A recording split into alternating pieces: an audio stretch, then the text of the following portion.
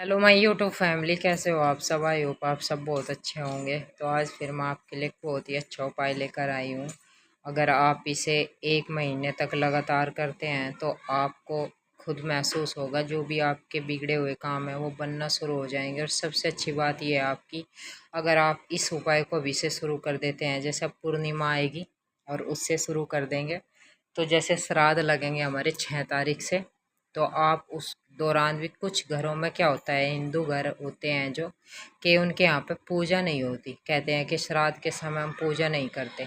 तो आप ये उपाय उस समय भी कर सकते हैं, क्योंकि ये ना पूजा है, लेकिन ये हमारे पितर होते हैं, कुल देवी होती है, और जो भी हमारे ऊपर कष्ट होता है उसके लिए ही किया जाता है। बहुत ही सिंपल सा उपाय है, ज़्यादा आपको कुछ भी नहीं करना है।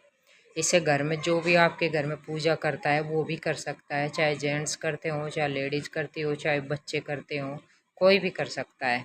इससे इतनी बड़ी कृपा आपके ऊपर होगी। और आपने सुना भी होगा, जिनके पितृ उनसे खुश नहीं होते तो उनके जीवन में तरक्की अपने आप रुक जाती है, बच्चों की उन्नति रुक जाती है, और कोई शुभ कार्य घर में वो होने ही नहीं देते। तो अगर आप भाई बड़े स्तर पर पिंडदान वगैरह नहीं कर सकते, जो हमारे जीवन से चले गए हैं उनका, जैसे गया में बोलते हैं, हरिद्वार में बोलते हैं, तो अगर आप पितरों के समय जब श्राद्ध पक्ष शुरू हो जाएगा, आप, मैं तो कहती हूँ अभी से ही शुरू कर दे, किसी भी दिन से आप शुरू कर सकते हैं, इसमें कोई दिन का बंधन नहीं है। बहुत शुभ समय आने वाला है, और आप इसे दीपावली तक और उसके बाद जो कार्तिक का महीना आता है उसमें भी करें तो बहुत ही ज़्यादा अच्छा होगा। आप खुद देखेंगे जिस भी चीज़ को आप सोच रहे हैं वो अपने आप होना शुरू हो जाएगी। वही है, जब भी आप कोई अच्छा कार्य शुरू करते हैं, मैं तो आपसे फिर यही कहूँगी कि उसमें फल की इच्छा ही ना रखें, क्योंकि जो आपके लिए अच्छा होगा भगवान उसे खुद दे देंगे। और अपने हमारे हाथ में सिर्फ हमारे कर्म है, वो हमें हमेशा सोच समझ के करने चाहिए, बहुत सावधानी के साथ। किसी की हमारी वजह से किसी को कोई कष्ट ना हो, ऐसे हमें कर्म करने चाहिए जानबूझकर, ना किसी का मन दुखाए हम, यही सबसे बड़ी पूजा होती है। और दूसरी बात, अगर आप थोड़े बहुत सक्षम हैं इस लायक, तो मंदिर में अपनी तरफ से कोई कार्य जरूर कराए। अगर पेंट हो रहा है तो उसमें कोई हिस्सा ले, अगर कुछ और भी कार्य मंदिर में चल रहे हैं, सबसे बड़ा दान और सबसे बड़ी पूजा यही है। आप थोड़ा थोड़ा करके भगवान जी के इसमें चंदा देना शुरू करें। और जैसे अन्न का दान हुआ, ये भी कर सकते हैं, या कोई बेचारा असहाय है उसकी ज़रूरत के हिसाब से उसे दान करें। पैसों का दान ना, बिल्कुल भी ना करें, चीज़ों का दान करें। इससे भी आप खुद देखेंगे 1 साल के अंदर आपके जीवन में बहुत ज़्यादा परिवर्तन आएगा, बगैर किसी इच्छा के। जो आपको चाहिए भगवान उसे देना शुरू कर देंगे।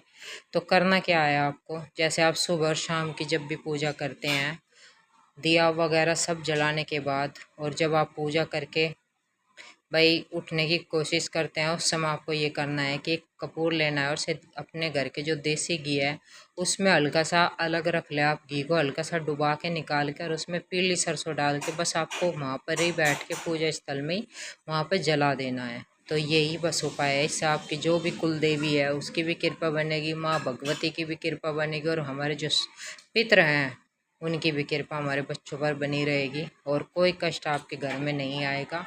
और जो अगर आपका अहित चाह रहे हैं वो कभी अपने जो उनके वे षड्यंत्र रचते हैं उसमें कभी कामयाब नहीं होंगे, क्योंकि जाने अनजाने बहुत सारे ऐसे लोग होते हैं जो हमारे मुंह पर मीठे बने रहते हैं और पीठ पीछे हमारा काम बिगाड़ते हैं, तो उनका कुछ भी नहीं चलेगा। मैंने खुद भी अनुभव किया, क्योंकि मैं खुद भी करती हूँ, इसलिए मेरी वीडियो इतनी लेट आती है। क्योंकि मैं आपको ये नहीं है कि बस कुछ भी बता दूँ, मैं वही उपाय बताऊंगी जिससे आपका भला हो सके और सबका भला हो सके। आखिर में आपसे यही हाथ जोड़कर एक विनती है, आपके सपोर्ट से ये चैनल चल रहा है मेरा। मेरी बस इच्छा ये है कि मैं किसी के काम आ सकूं, और दूसरी बात अपने हनुमान जी का और बाबा नीम करोली का प्रचार कर सकूं, घर घर उनका उपाय जाएं। और जब से बाबा नीम करोली हमारे जीवन में आए हैं, 3 साल हो गए हैं, तब से हमारा जीवन बहुत बदल गया है। किसी दिन अपना एक्सपीरियंस भी आपके साथ शेयर करेंगे, क्योंकि अभी हम कहीं बहुत सारी चीज़ों में व्यस्त हैं।